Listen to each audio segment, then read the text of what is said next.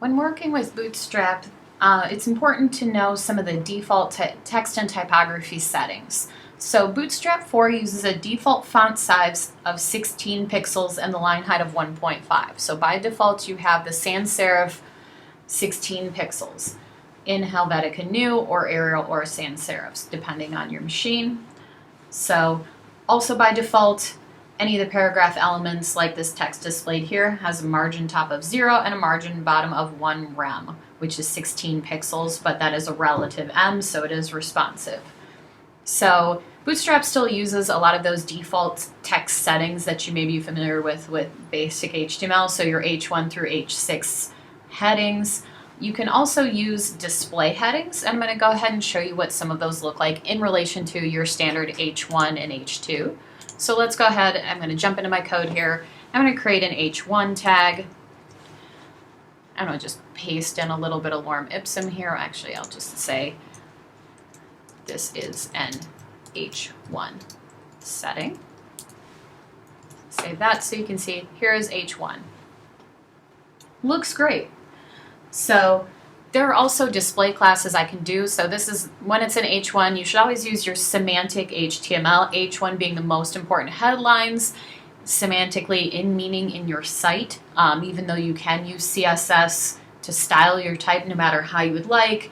Good semantic HTML says the most important things will be in H1 and then in descending order of subheads to H2 through H6. So it's important in your sitemap that you've already defined what this content is going to be and then are setting your heading tags appropriately.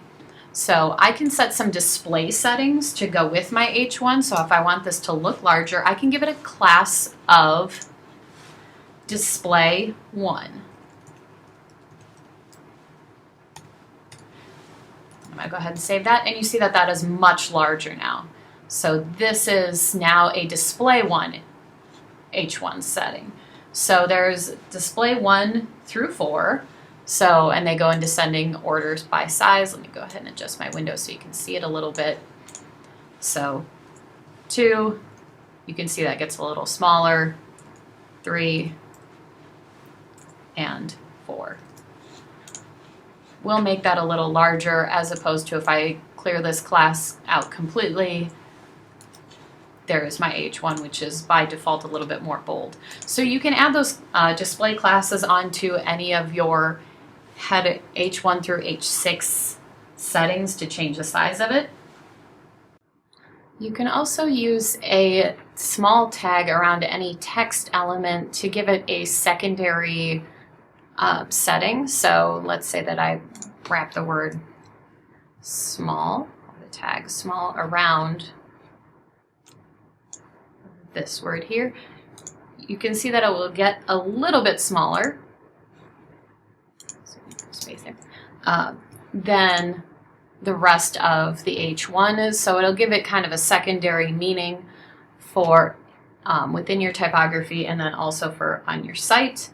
Another very cool text setting that you can use would be one for keyboard input. So if you're writing some instructions, you can use the KBD or keyboard input around a text element. So let's say I want to say type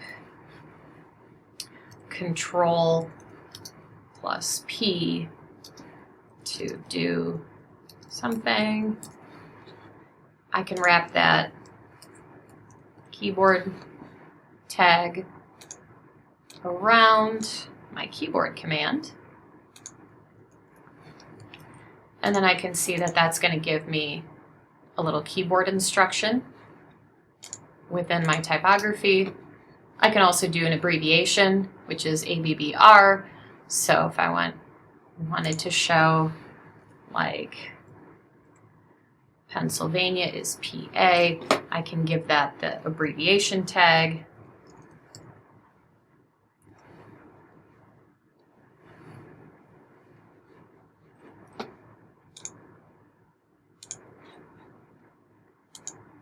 So I put PA in between my abbreviation tag. And then I'm going to go ahead and give it a title of Pennsylvania Pennsylvania. So that way when I save this, it's going to underline the word PA. So if somebody is not sure of what PA stands for, it will let them know. Also for a screen reader, it's going to let them know that if somebody's using screen reader technology, anytime you use an abbreviation, you would like to use that abbreviation tag around any of your words.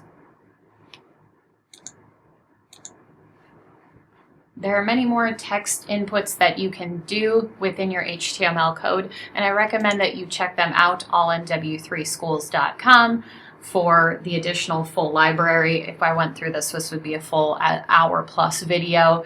So any of those HTML elements that you have learned in the past and some of your introductory things, those all still work within Bootstrap. So make sure to refresh your knowledge if you're not sure on some of the basic stylings like pre-formatted and bold tags and emphasis tags and things like that. So thanks for watching this video. I'll see you on the next one.